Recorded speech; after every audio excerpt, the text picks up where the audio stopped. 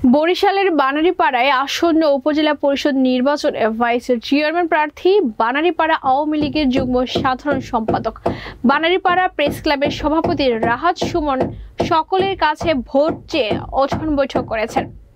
উপজেলার সার্বিক উন্নয়নে ও অসহায় জনসাধারণের দুঃখ দুর্দশা লাঘব করতে জনপ্রতিনিধি হয়ে সবার পাশে থাকার আশা ব্যক্ত করেন। বিস্তারিত দেখুন বানারীপাড়ার প্রতিনিধি জাকির হোসেনের প্রতিবেদনে।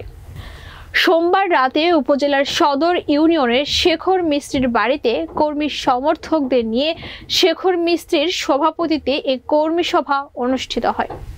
কর্মী সমাবেশে ভাইস চেয়ারম্যান প্রার্থী রাহাত সুমন তার সমর্থকদের নিয়ে সকলের কাছে দোয়া চেয়ে ভোট চান এবং বিজয়ী হয়ে তাদের পাশে থেকে সবার ভাগ্য পরিবর্তনের আশ্বাস দেন। তিনি সকলের উদ্দেশ্যে বলেন, আপনার ভোট আপনার আমানত, সেই আমানত আমাকে দিয়ে বিজয়ী করে দেশ ও দশের খেদমত করার সুযোগ দিন।